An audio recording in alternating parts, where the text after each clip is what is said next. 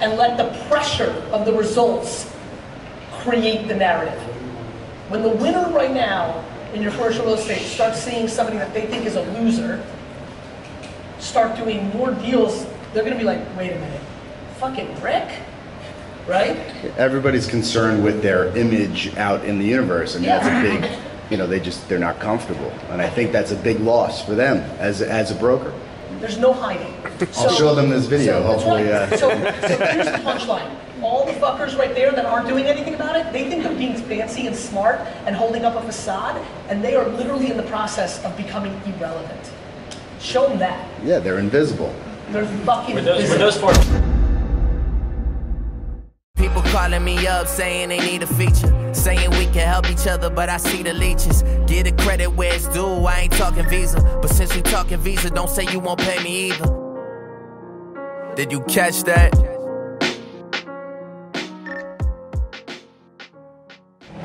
What's up, guys? I am at the shops at Pembroke Gardens in Pembroke Pines, Florida today. So I'm meeting up with Beth Azor and a group of, call it 7 to 10 commercial real estate professionals to discuss what we're doing to stay current and stay future-proof. So I'm excited about that. I'm in town for Gary Vaynerchuk's Agent 2021 conference, which I attended last year, which was the inaugural year for Agent 2021.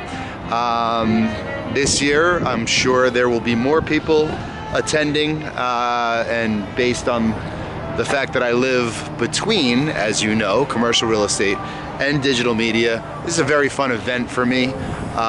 So I'm very excited about it. But kicking off my South Florida trip with some great real estate professionals that I share a lot in common with, and we're going to share some best practices, and I will share some of those with you. A couple of years ago, I was trying to dabble in social media, and I looked around South Florida and I said, who is doing anything in South Florida on social? And I literally could come up with 4 people. I invited them to Capitol Grill. I knew they would come to a nice lunch, right? And they're like, why are we, coming? And I said, we all should be doing something in social media. And Mike was doing stuff on Facebook. Gabe had started doing some things at the time on Instagram. You were doing Facebook Live. John was doing a bunch of stuff on Facebook with his resi business. And I said, we can all learn from each other, right? So, and I was a big Gary Vaynerchuk fan. Some of them knew who he was, some of them didn't, right? You had no idea. And it's grown to, now you reached out to me, right, from Agent 2021 last year. And so what we do is we meet about quarterly, right?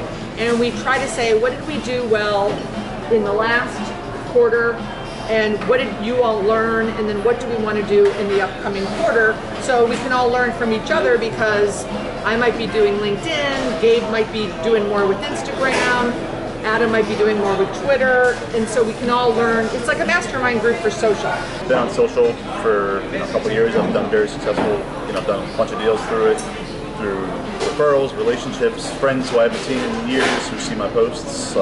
Social media of choice, I would say it was Facebook, but I've leaned more towards Instagram lately. I've had much more success with the Instagram now that I've kind of understand how it works.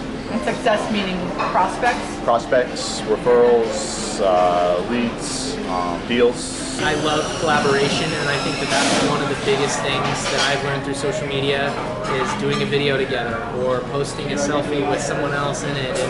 And that's just how I've seen my brand grow on social media. June, I started a website called hotelinvestortoolbox.com, where I provide all of the content that I wanted to have when I started in hotels 6 years ago. And then I got involved in social media probably 2 months later. I just wrapped up a social media commercial real estate lunch that Beth Azor hosted, and Beth, thank you again. You did an amazing job, as always. And most importantly, I give you a ton of respect for almost insisting that folks that are less comfortable using social media whatever platform it is, you know, and whatever medium it is, to build their own brand in the commercial real estate business, you're basically holding their hand and helping them every step of the way. And you're so proud of them when they actually accomplish something, get more comfortable, and take baby steps and grow on their own based on the tools that you've helped provide them. And I just want to commend you for that. You're doing an amazing job. You personally are changing single-handedly how the commercial real estate business and industry as a whole view the use of social media. So kudos to you, Beth. Yeah, so I'm actually heading to check in. Been a long day so far, and gonna get ready for the Agent 2021 reception, and then super excited to sit down with Gary for a VIP dinner this evening. So gonna video some of that. Yeah. Miami. South Beach, bringing the heat. Can y'all feel that? Can y'all feel that? I have a question for you. So, over the last 2 years, I've put out over 5,000 pieces of content. And now the strategy is certain content needs to live on certain platforms only. Is there a certain level that you have to get to be able to do that, so that you're not missing out on new followers finding the other content? Like, for example, I have a daily vlog and a weekly vlog and 2 podcasts. So we're looking at, does the weekly vlog only live on my website? Does the daily vlog only live on Instagram? That's my question. That's what everyone's telling me that I should do, but my thought is that's lazy. Why wouldn't you post it everywhere? Yeah, I think creating friction for the end user is a huge mistake. It's why why? If people want to listen to me while they're running in podcast form, I'm going to give you audio. If you want to read because you like reading, I'll give you LinkedIn and my website and Medium. If you like videos, so I think that you need to be. I think people should put out as much content as humanly possible in as many places as possible. As long as you can afford it. But the exact same content. I mean, obviously native to the platform. But to the best of your ability. I mean, look, I always talk about watch what I do, not what I say. Like, I have the same content platforms, but there'll be nuanced differences. The copy, maybe the thumbnail. Got it? Yeah. Context matters. Little 1-minute teasers. Go to Instagram to check out the full video. Playing. But content is the gateway drug to every business opportunity. Absolutely.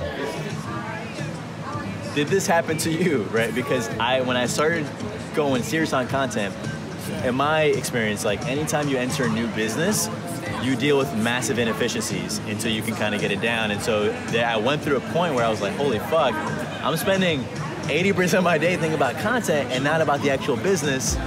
And but you have to go through that fire if you want to make it a part of your game. I'm John Henry.